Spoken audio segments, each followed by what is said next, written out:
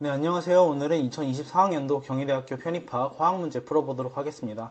문제는 총 15문제이고요. 모두 객관식 문제입니다. 바로 1번부터 볼까요? 1번 문제입니다.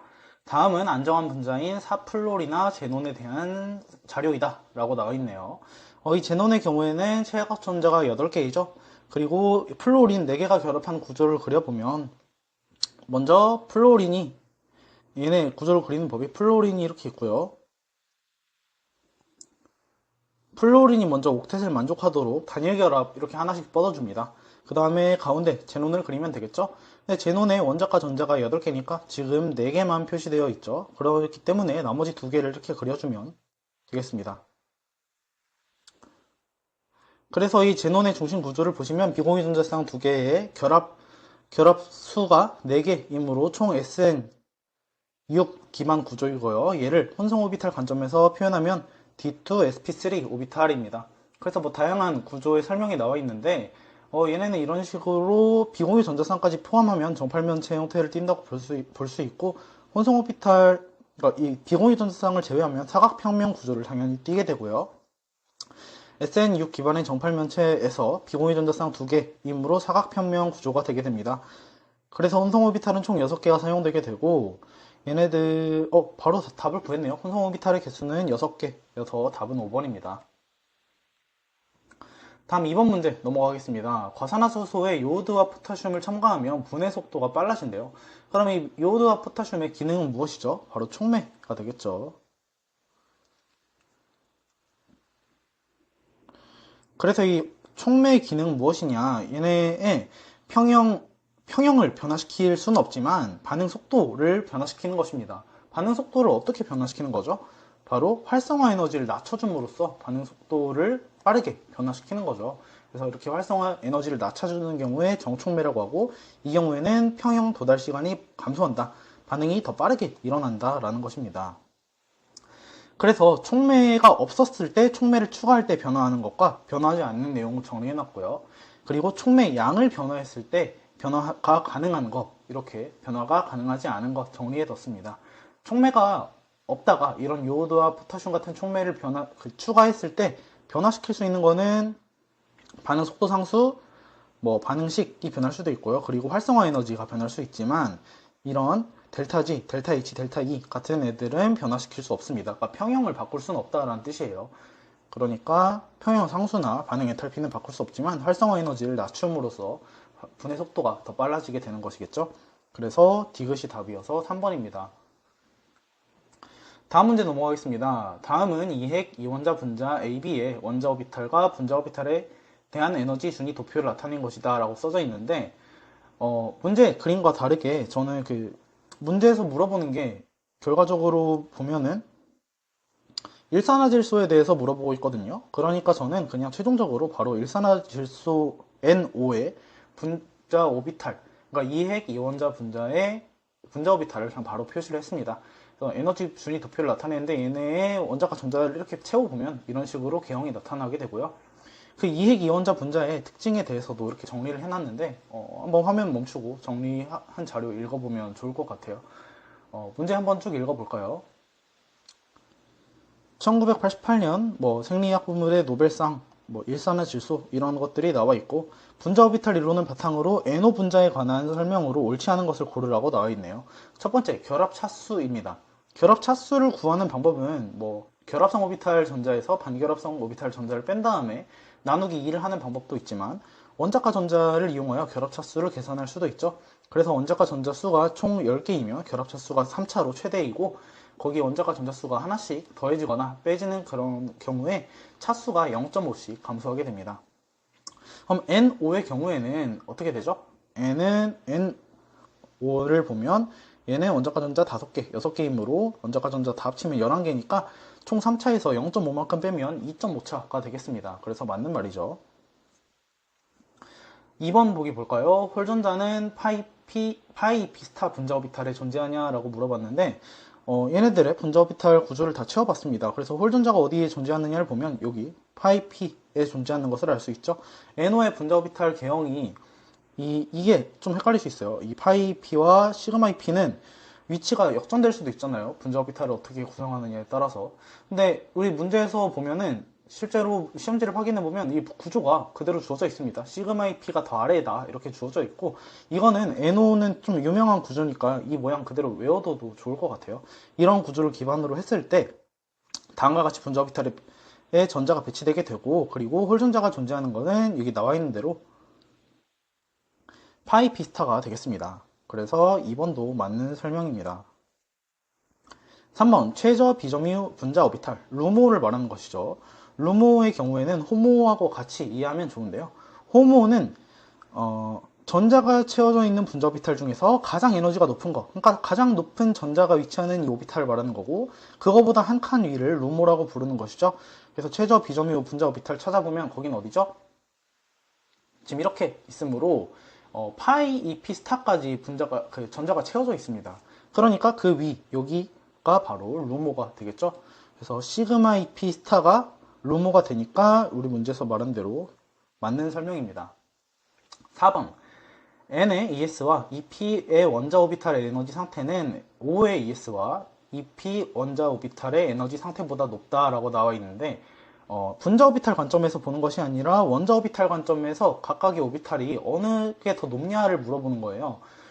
이거는 분자 오비탈 관점에서 해석할 수도 있지만 그냥 각각 원자로 해석할 수 있겠죠. 각각 원자에서 같은 종류 오비탈의 에너지 준위를 물어보는 거는 뭐와 같은 질문이죠?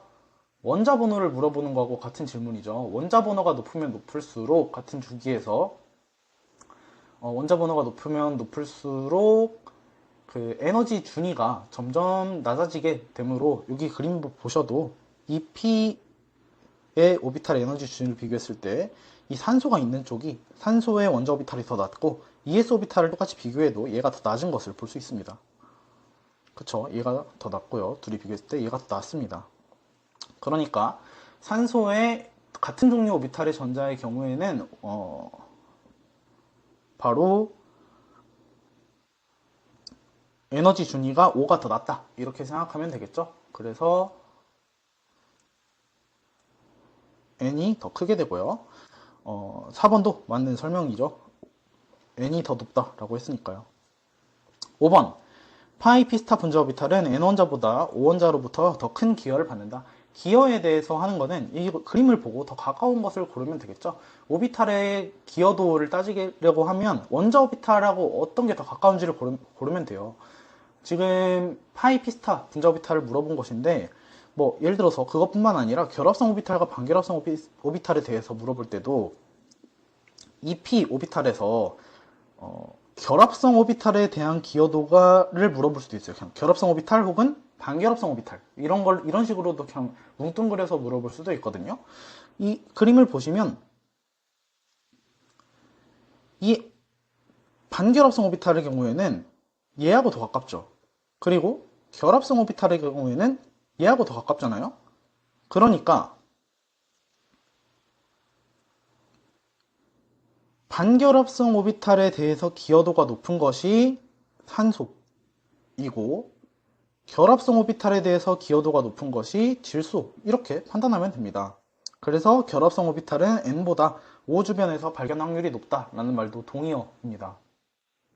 근데 우리 문제에서 보면 이런 반결합성 분자 오비탈이 O원자가 더 기여도가 높냐라고 했는데 아니죠. 반결합성 오비탈은 N이 더 기여도가 높죠. 그래서 5번이 틀렸고요. 답은 5번이 되겠습니다. 4번 넘어가겠습니다. 다음은 CH4와 CL2의 반응식이다. 반응식이 주어져 있고요. 이에 대한 설명을 옳은 것을 고르시오 라고 나와 있네요. 기억부터 볼까요? 반응물보다 생성물의 극성이 더 크다라고 나와 있는데 제가 이렇게 얘네들의 입체 구조를 그림으로 그려봤습니다. 반응물의 극성을 판단하면 CH4 같은 경우에는 기본적으로 비극성이죠. 비극성 분자이고요. CL2도 비극성입니다. 쌍극자 모멘트 합이 당연히 0이 되겠죠. 그런데 CH3Cl 같은 경우에는 얘네들이 대칭적으로 쌍극자 모멘트가 제거가 되지 않죠. 그래서 쌍극자 모멘트 합이 0이 아니게 되고 극성이 되고요. 얘네 HCl의 경우에도 극성 공유결합을 하나를 포함하고 있는 극성 분자가 됩니다. 그러니까 당연히 생성물의 극성이 더 크게 되겠죠.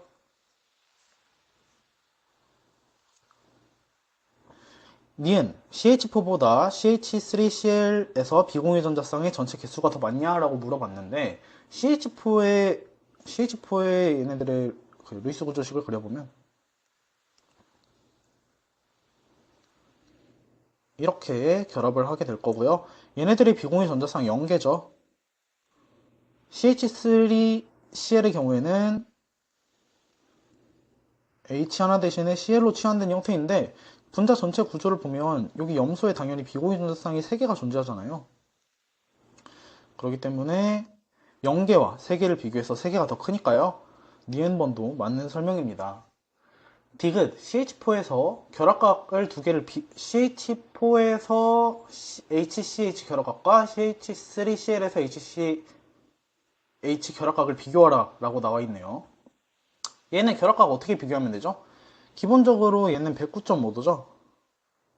완전한 정사면체 대칭형 구조이기 때문에 109.5도의 개형을 가지게 되는데 이 그림을 보시면 CH3Cl 같은 경우에는 이 CL이라는 변수가 달라졌잖아요. 그래서 얘네 같은 경우에는 전기음성도가 탄소보다 더 높죠. 그래서 이 결합전자쌍을 더 이쪽으로 끌어당겨오는 역할을 하게 되죠. 결합전자쌍 C와 Cl 사이의 결합전자쌍이 더 이쪽으로 밀려 들어갔다. 그렇게 되면 어떻게 되죠? 나머지 C와 H 사이의 이 결합각이 109.5도보다 증가하게 되겠죠. 여기 있는 얘네가 결합전자쌍이 이렇게 위로 이동하게 되면서 나머지 구조들이 더 쫙 펼쳐질 수 있는 그런 구조 형태가 만들어질 것입니다. 그러니까 결합각을 비교하면 얘가 더 크니까요. 디귿번 맞는 설명이죠. 그래서 기억 니은 디귿이 답입니다. 5번 보겠습니다. 일정한 온도에서 그림과 같이 크기가 다른 용기에 헬륨과 네온 기체를 각각 1기압이 되도록 넣었다. 비활성 기체 2개 넣었다라는 거니까 반응하지 않는다. 이렇게 좀 이해하시면 될 것 같고 마지막 설명에도 두 기체가 서로 반응하지 않는다라고 나와 있네요. 각각 1기압이 되도록 넣었대요. 일정한 온도에서 1기압이 되도록 넣었대요.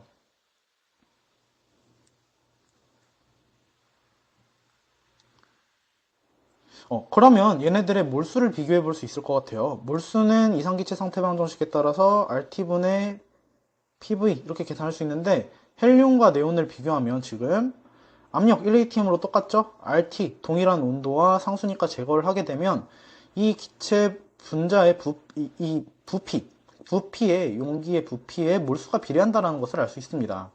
그럼 몰수를 따지면 헬륨과 네온이 1대2다. 이렇게 받아들일 수 있겠네요. 혼합 후의 두 기체에 대한 설명. 그러니까 이 콕을 열어서 얘네를 혼합을 시킨대요. 몰수가 1대2인데 얘네를 혼합했대요. 그리고 반응은 안 한대요. 기억부터 볼까요? 헬륨 기체의 분자수는 네온의 2배이다 라고 물어봤는데 앞에서 먼저 구했죠. 헬륨과 네온은 1대2, 네온이 2배가 더 많아야 되죠. 그러니까 2배가 아니라 2분의 1배가 되겠죠.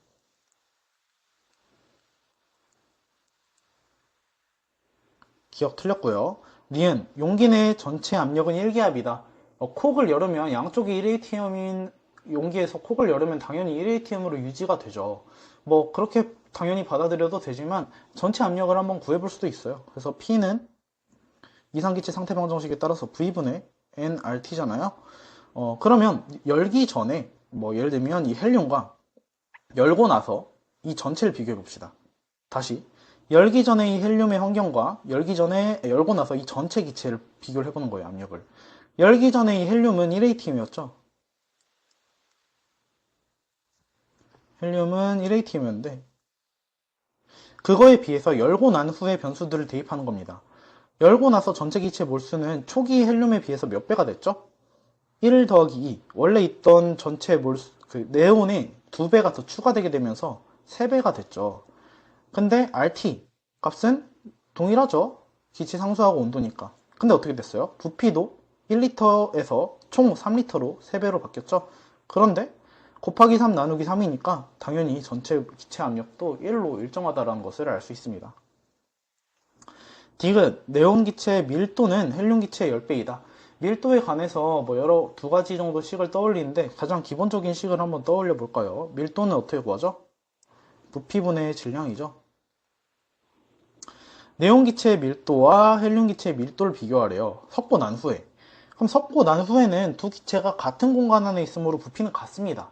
그럼 얘네 질량을 비교하면 되겠죠? 근데 질량은 또 어떻게 구하죠? 얘네의 몰수에다가 분자량을 곱하면 됩니다. 그쵸? 그럼 지금 몰수가 네온과 헬륨을 비교하래요. 그러니까 헬륨에 비해서 네온이 몇 배인지를 구하면 되는 거예요. 헬륨에 비해서 네온은 몰수가 몇 배죠? 2배죠. 섞는다고 몰수가 변하진 않으니까요. 분자량은 네온이 헬륨의 몇 배죠? 원자량 죄송해요. 4와 20이니까 5배가 될 것입니다. 부피는 같은데 몰수는 2배, 원자량은 5배가 되므로 총 몇 배가 되죠? 밀도는 10배가 되겠죠. 그래서 10배이다. 맞는 설명이고요. 리을, 헬륨 기체와 네온의 부분 압력은 모두 같다. 이것도 비교를 해보면 되겠죠. 부분 압력을 비교를 해보면 V분의 nRT로 써볼 수 있을 것 같은데 지금 섞여서 이미 같은 환경에 있는 상태이니까 부피는 같고요. RT도 동일합니다. 그러니까 압력, 부분압은 뭐에 비례한다? 몰수에 비례한다라는 것이죠. 그러면 몰수비는 아까 처음에 구했죠? 1대2니까 압력이 같은 것이 아니라 2배 차이가 납니다. 네온이 헬륨보다 2배 더 크게 되죠. 그래서 리을 틀렸습니다. 니은 디귿이 답이고 저는 이렇게 증명하는 과정에서 공식을 이렇게 한 건데 이런 거는 좀 상식적으로 받아들일 수 있어야 돼요. 5번 문제 풀어봤습니다.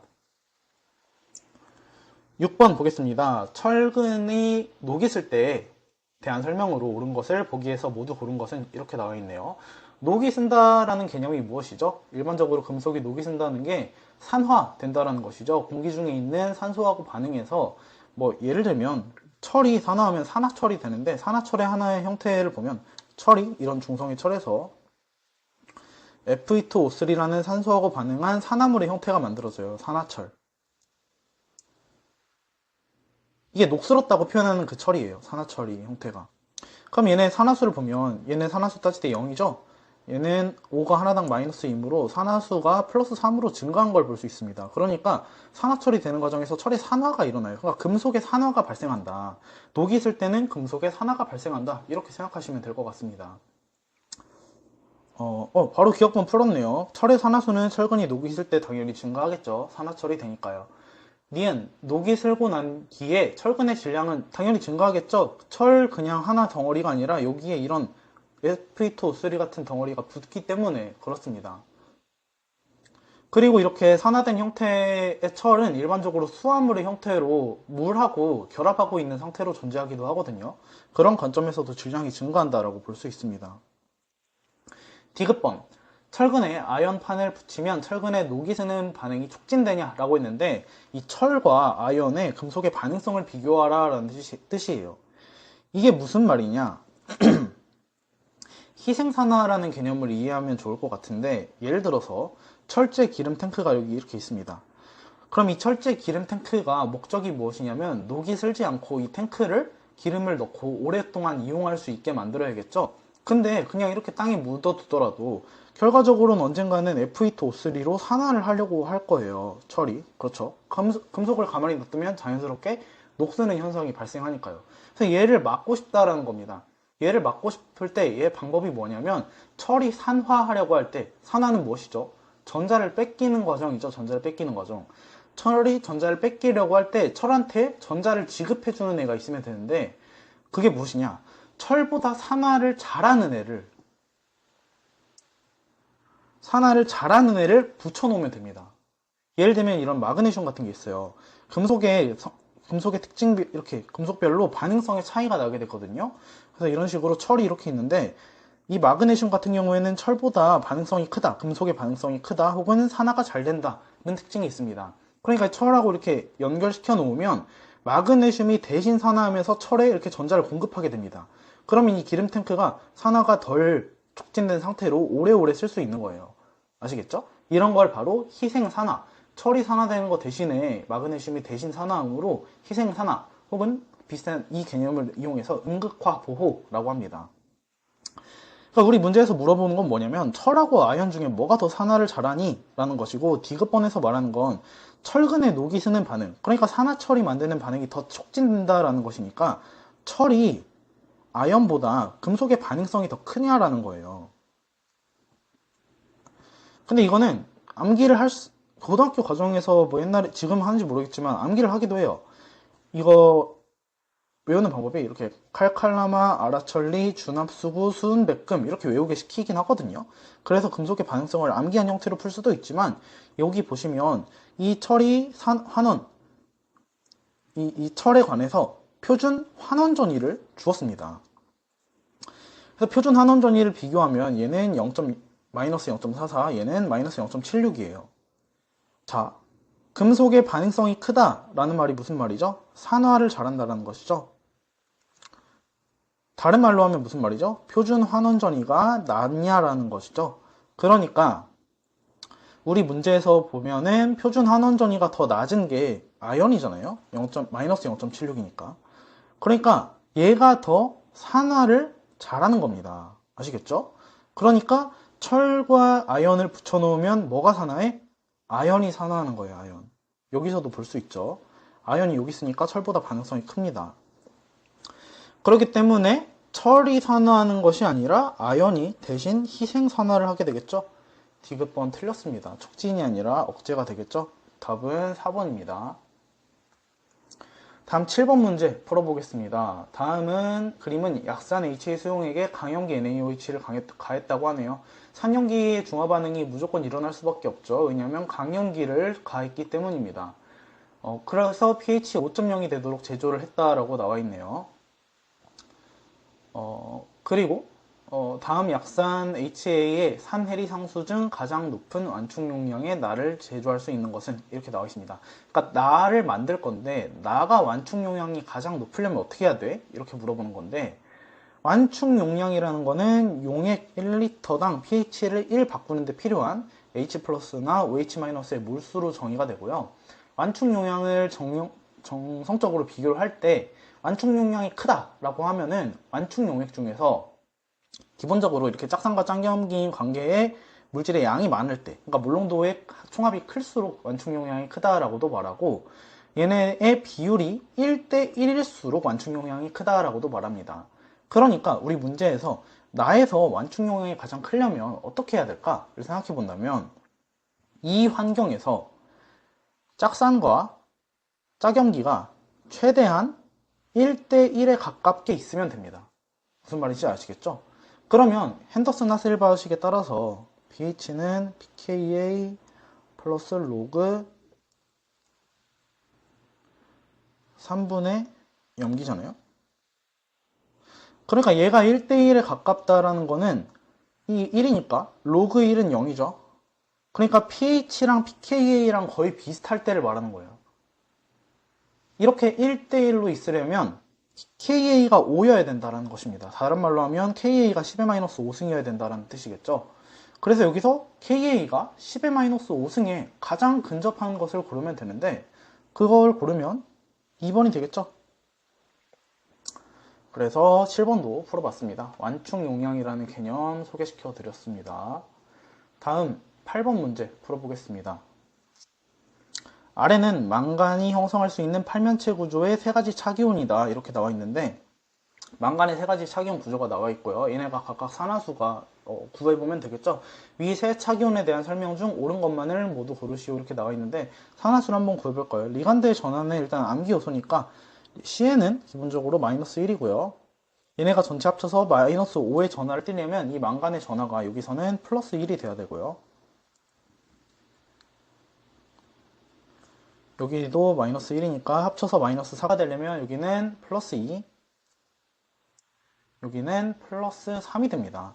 그러니까 망간의 산화수가 지금 다 다른 상황이죠. 그런데 그러면 망간에서 이렇게 망간이 1값 플러스 2, 플러스 3의 이온의 상태일 때, 양이온의 상태일 때 디오비탈의 전자 배치를 봐야 되는데 그러면은 이 망간이 애초에 원자가 전자가 몇 개인지를 알아야 돼요. 보통 피트 시험이나 이런 경우에는 맨 앞장에 주기율표를 주기 때문에 그것을 보고 판단할 수 있지만 이 경희대학교 편입학 문제에서는 이것이 주어져 있지 않죠.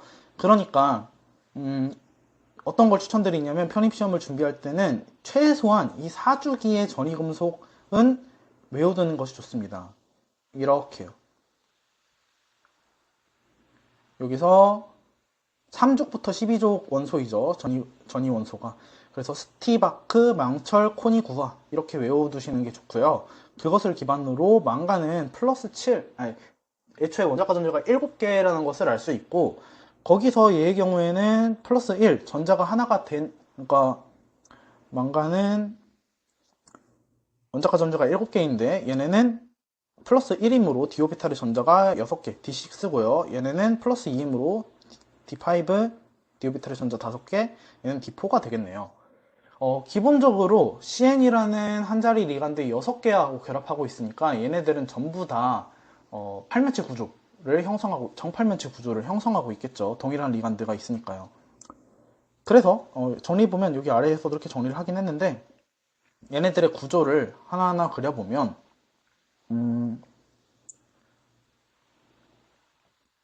얘네들의 오비탈 갈라지면 이렇게 되겠죠. 정팔면체 구조니까 얘네가 이제 여기가 T2G고요 2G인데 여기서 이거 다 써볼게요.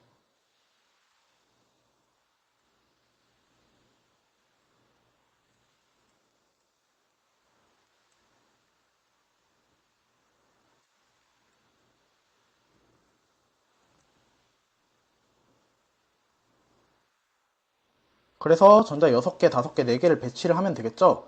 그러면 어떻게 배치를 하면 좋을까요? 이 CN이라는 리간드의 성질을 이해하고 있으면 좋습니다. 암기 요소인데요. 이건 필수 암기 요소인데, 사주기 전이금속에 CN의 강장 리간드가 결합하게 되면 로우스핀의 형태를 띠게 됩니다. 이 모양 그대로 외워두세요. CN, CO 이런 것들이 결합하면 로우스핀이다. 로우스핀이라는 건 무슨 뜻이죠? 결정장 갈라짐 에너지가 커가지고 여기 T2G부터 꽉 채운다라는 것입니다. 그래서 6개의 전자를 여기다가 이렇게 채우면 지금 망간의 D6 구조, 로우스핀 구조가 나오고요. 여기도 맨 아래부터 채우면 5개를 채우면 되고요. 여기도 4개를 채우면 되겠죠. 이런 구조가 된다라는 것입니다. 전부 다 로우스핀의 구조가 나옵니다. 네, 이렇게 되고요. 문제 한번 이어서 볼까요? 기억, 새 차기온의 기하 이성질체와 강학 이성질체는 존재하지 않냐라고 물어봤는데, 얘네들의 구조를 보시면 전부 다 가운데 중심 원소가 이렇게 있고요. 모두 동일한 리간드가 6개가 이렇게 정팔면체 형태로 있는 것을 볼 수 있습니다. 이런 형태에서는 광학 이성질체, 기하 이성질체 아무것도 나타날 수 없죠. 모두 동일한 리간드로 결합하고 있기 때문입니다. 그래서 얘네 기억 맞는 설명이고요. 니은 새 차기온에서 망간의 산화수 총합은 플러스 6이냐인데 1, 2, 3 더하니까 6 맞고요. 디귿 새 차기온에서 망간의 홀전자 수의 총합을 구하라고 했는데 전자 배치 우리 다 했죠. 홀전자 수가 여기는 0개고 여긴 하나, 여긴 2개네요. 그래서 총 3개가 되죠. 그래서 6개가 아니라 3개가 됩니다. 그래서 틀렸고요. 새 차기온 모두 고스핀이 아니라 저스핀, 로스핀이죠. 틀렸습니다. 그래서 답은 기억 니은 1번이 답입니다.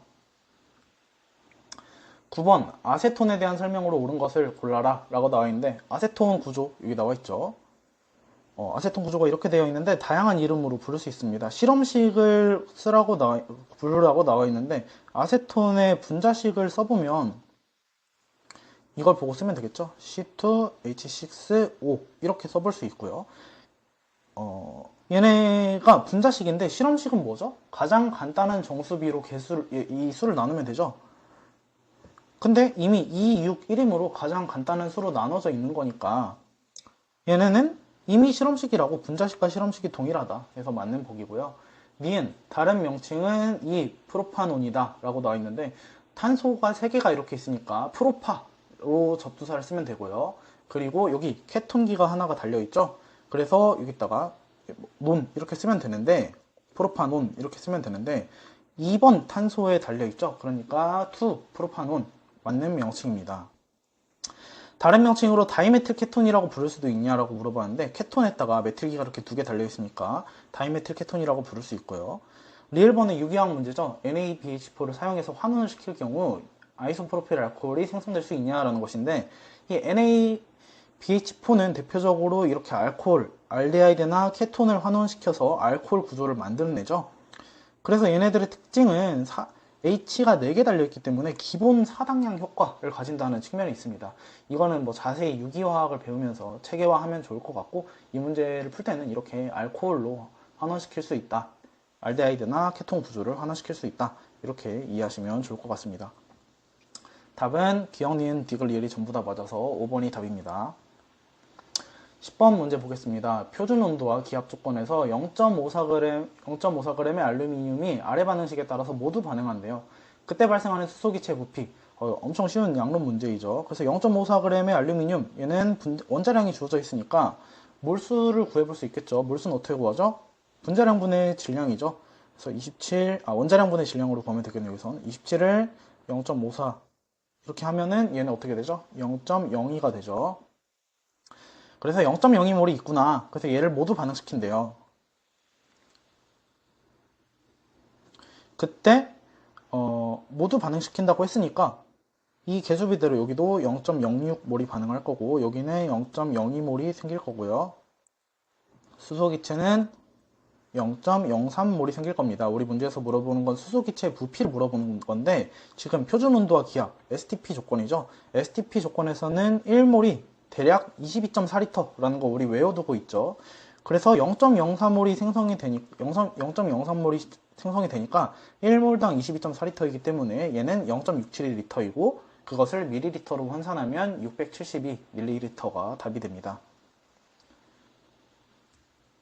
다음 11번 문제입니다. 11번 문제는 피트를 응시한 학생이라면 좀 흔하게 볼 수 있는 그래프, 많이 본 그래프 유형 용해도 평형 관련된 문제인데요. 이 문제는 사실 조금 문제를 본격적으로 풀기 전에 알려드리면 오류의 소지가 있는데, 이건 결론적으로 그렇다라는 것인지 답을 내는 데는 뭐 이상은 없습니다. 한번 풀어보겠습니다. 지금 AgCl의 KSP 값이 주어져 있고요. AgCl의 용해 반응과 KSP 값, 그리고 PbCl2의 용해 반응과 KSP 값이 주어져 있습니다.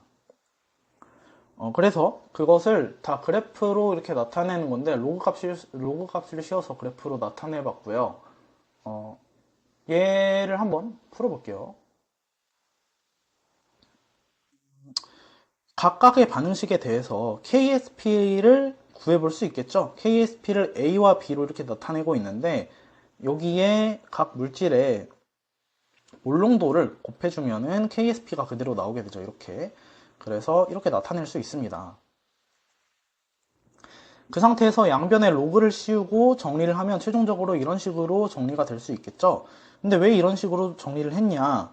우리 문제에서 물어보는 형태가 이 로그 금속이온을 Y값, 로그 염소의 농도를 X값으로 했기 때문에 여기 Y는 X, 그리고 여기 Y절편, 이런 식으로 정리가 되기 때문입니다.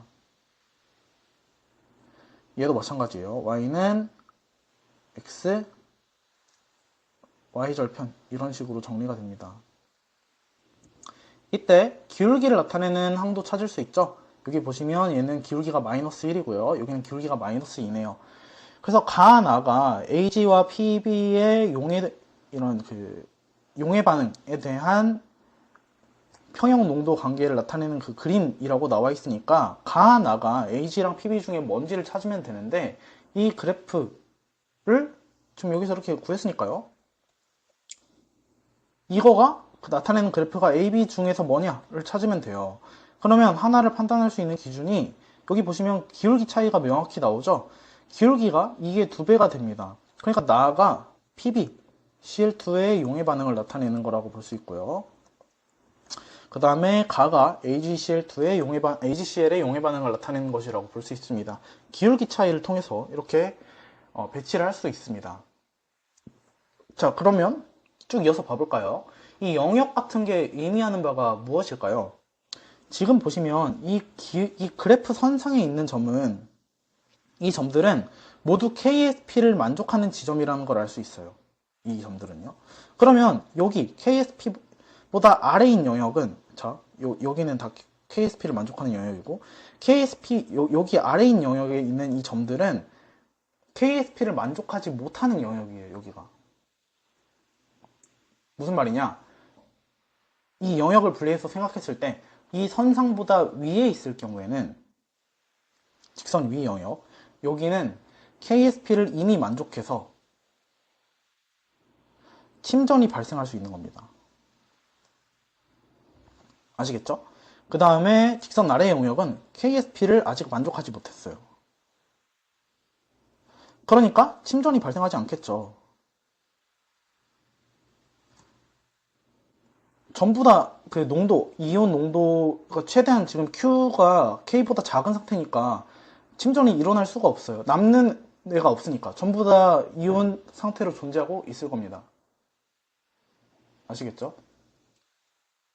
그러면 본격적으로 이 영역 Q가 의미하는 바가 무엇이냐 하면은 이 AG가 있는 선보다는 위에 있는 것이죠. 그러니까 AgCl은 침전이 발생하면서 PbCl2는 침전이 없는 영역입니다. 왜냐면 이 가선보다는 위인데 나선보다는 아래인 그런 영역이니까요.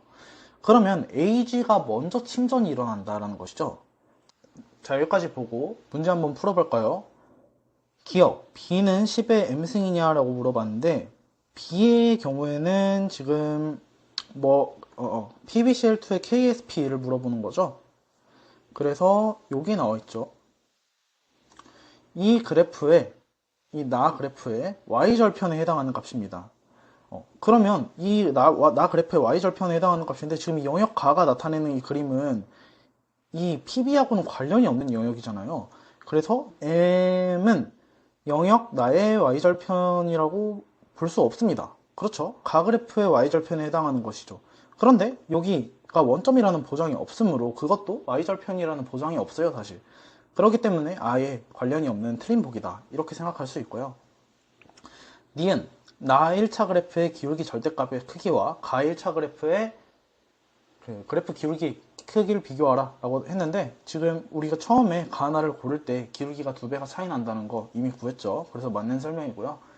디귿번 Q 영역이 AgCl이 침전이 일어나면서 PbCl2는 KSP를 아직 만족하지 못한 상태에서 침전이 일어나지 않는 영역, 그러니까 AgCl만 선택적으로 침전이 일어나는 그런 영역이라고 볼 수 있죠.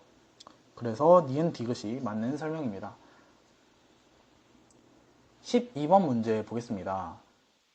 아래는 과망가니지산 포타슘을 이용한 과산화수소의 적정 반응이다. 이렇게 나와 있네요. 문제 상황이 좀 복잡한데 쭉 문제를 따라가면서 풀어보도록 할게요. H2O2 수용액 25ml를 증류수로 희석하여서 500ml로 만들었대요. 그래서 그 500ml로 만든 것 중에서 25ml만 취했다고 하네요. 그러면 원액 속에 포함된 H2O2 양에서 25ml를 취한 거니까 좀 줄어들어 있겠죠.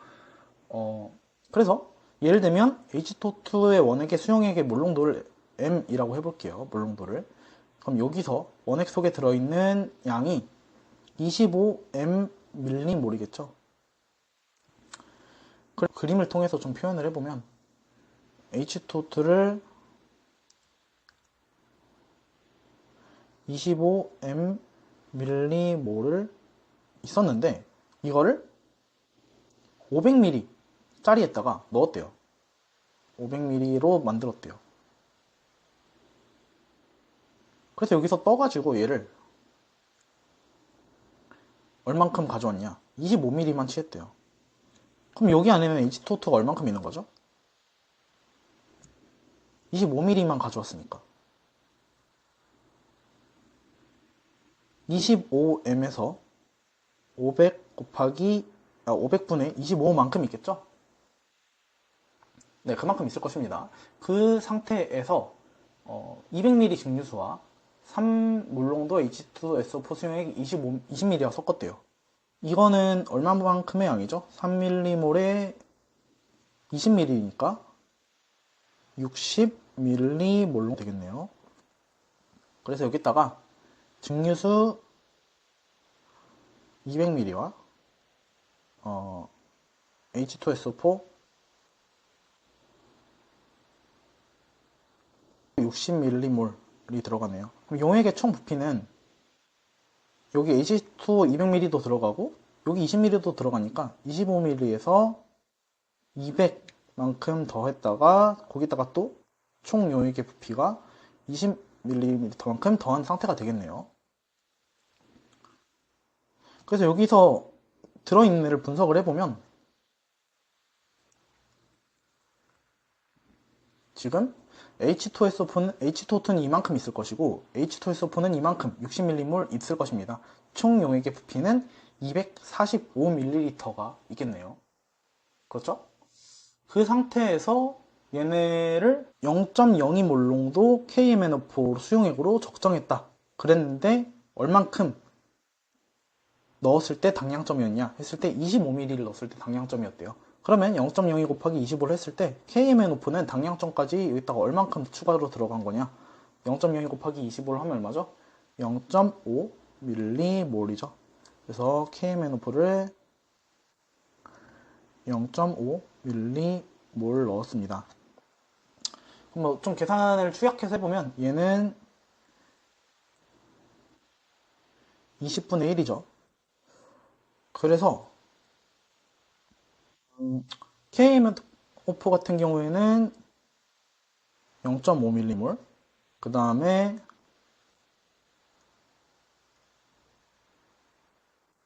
H2O2는 20분의 25mm몰, 그 다음에 H2SO4는 60mm몰이 되네요. 그러니까 어떤 상황이냐면 얘하고 얘하고 넣고 얘가 다 사라질 때까지 얘를 적정을 했을 때 그때 들어간 양이 이거라는 것이죠. 그러니까 자연스럽게 이 60mm몰은 뭘로 이해할 수 있냐? 과량이라는 것을 이해할 수 있어요. 애초에 60이라는 거가 양이 이 0.5에 비해서 너무 많기도 하고, 그리고 문제에서 물어보는 건 H2O2 수용액의 초기 몰농도에 가까운 것을 고려했으니까 얘를 물어보는 거잖아요. 얘를 적정해 쓴 거고. 그래서 실험 문제 같은 경우에는 예를 들어서 이 60mm몰이 부족해가지고 얘의 양을 알기 위해서 얘를 적정한 건데, 사실 이 황산의 양이 부족해서 실험이 실패했다, 이런 문제는 없다라고 했어요. 실험 문제 같은 경우에. 그러니까 얘의 몰수와 얘의 몰수가 A, B 개수비하고 똑같다라는 이런 성질을 이용해야 문제가 풀리겠죠. 그러면 이 반응식의 개수를 완성을 해야겠죠. 산화수 변화를 이용해서 식을 완성해 보도록 하겠습니다.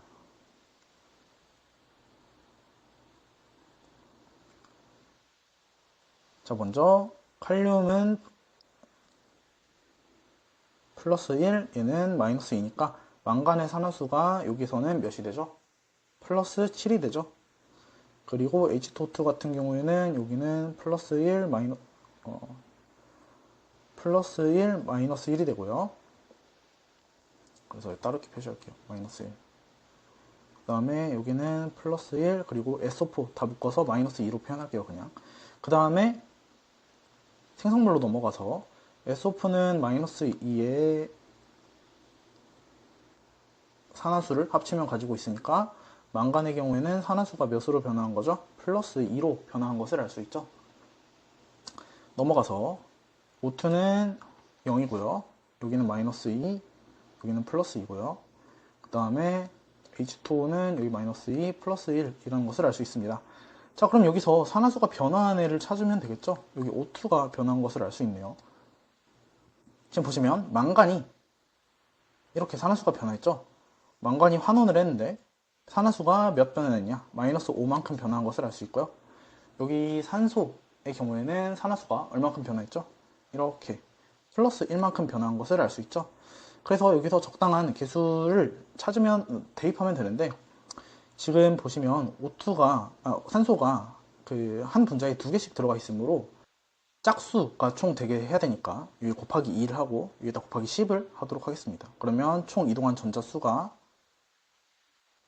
10개로 통일이 되게 되고요. 그러면 그거에 맞게 대입을 해보죠. 망간이 총 2개의 이 반응식에 2개가 존재해야 하므로 이 개수가 2가 되고요.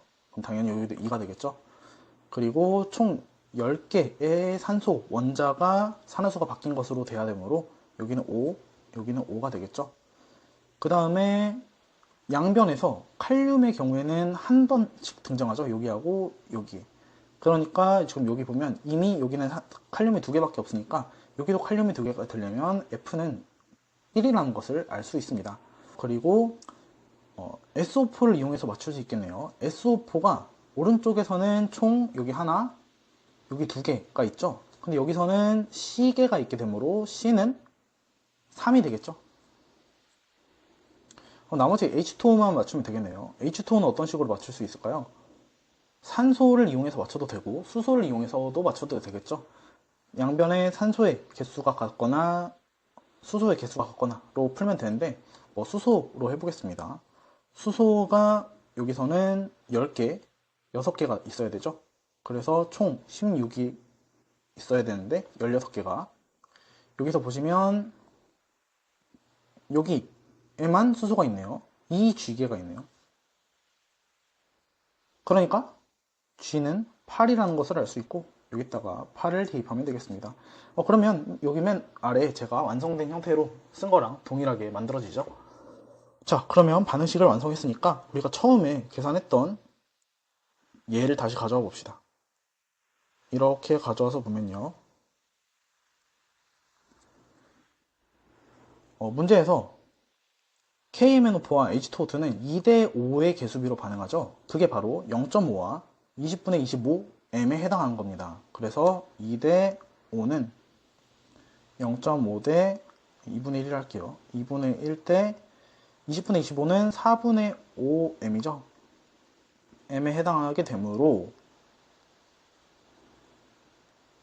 얘네 m을 구하면 어떻게 되죠? m은 여기 양변에 4를 곱하면 여기 2고 여기는 5m이 되네요. 그래서 m은 1이 됩니다. 그렇죠. 그래서 답은 M1입니다.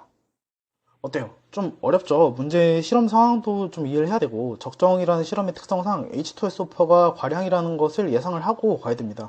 네, 12번 문제 이렇게 풀어봤습니다. 다음 13번 문제 보겠습니다. 다음은 S8 분자 형태의 기체황에서 S2 분자를 생성하는 반응식에 나타냈고 평균 결합 엔탈피를 나타냈다 라고 나와 있습니다. 문제 한번 볼까요?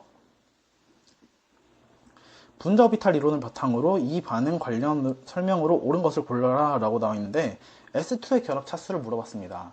분자 오비탈 개념을 바탕으로 차수를 물어본다 라는 거는 결합성 오비탈에서 반결합성 오비탈의 전자수를 빼고 나누기 2를 하거나 아니면 원자과 전자수 총합 10개 플러스 마이너스로 계산하면 되겠죠.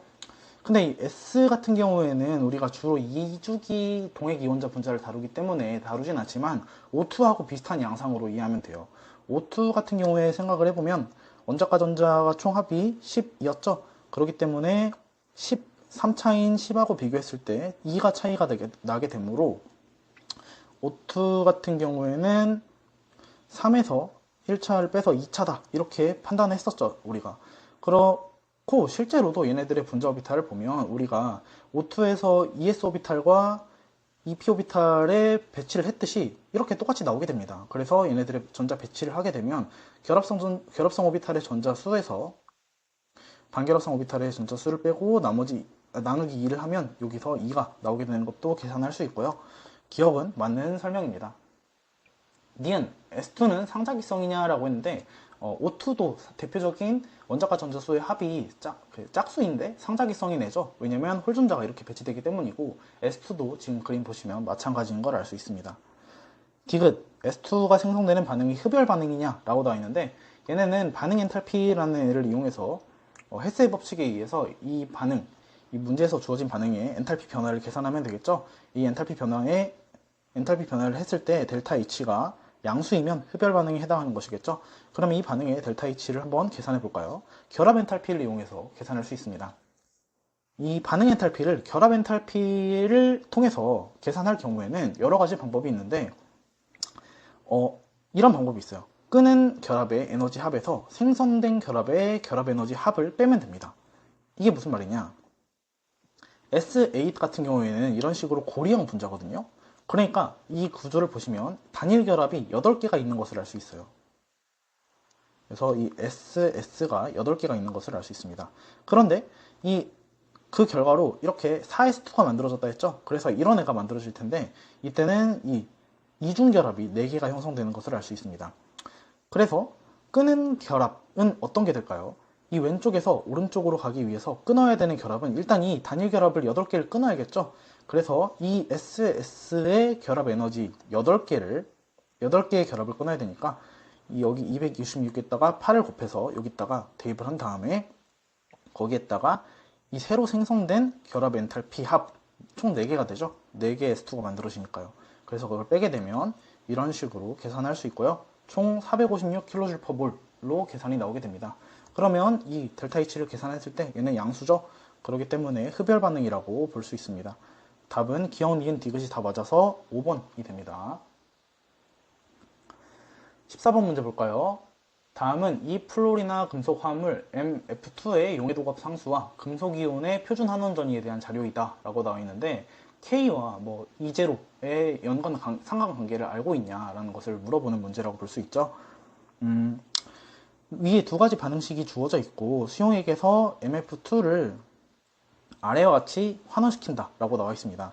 우리 문제에서 목표로 하는 반응식이 맨 아래에 이렇게 주어져 있는 거예요. 그리고 얘를 구하라 라고 했는데 당연히 그러면 여기 있는 애를 활용해서 얘를 최종적으로 완성하고 얘를 구하면 되겠죠.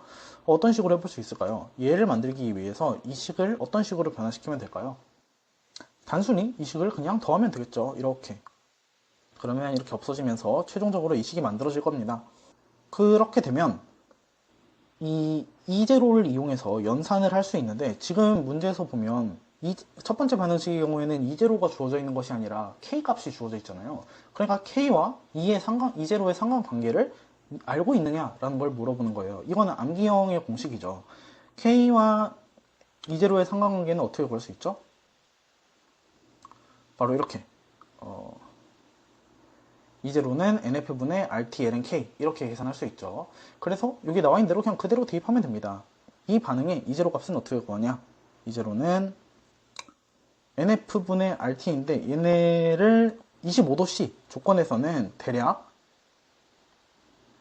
N분의 0.0592 로그 K로 계산하죠. 혹은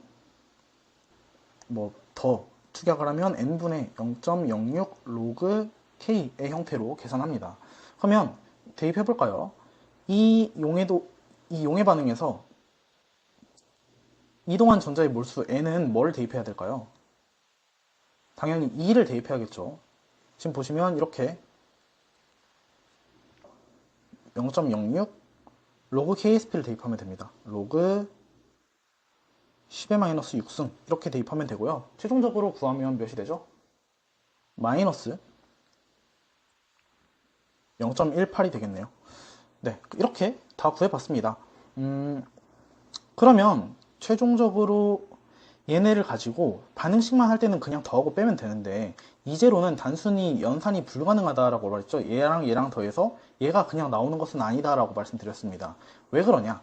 기본적으로는 델타 G 노트를 통한 연산만 가능하고 이 노트는 각각 얘네를 델타 G와 이 노트는 이런 관계가 있기 때문에 여기 있는 n까지 고려를 해야 된다라고 말씀드렸습니다. 그런데 이 n을 고려하지 않아도 되는 경우의 수는 무엇이냐? 바로 뭐죠? 이 n이 같을 때죠. 그럼 이렇게 양분의 약분이 되니까 그냥 전체 더한 값은 여기 있다가 E01과 E02를 더한 그냥 값으로 하면 됩니다. 이 반응 같은 경우에가 그런 경우예요. 왜 그러냐? 첫 번째 반응에서 n 값으로 2를 집어넣었죠.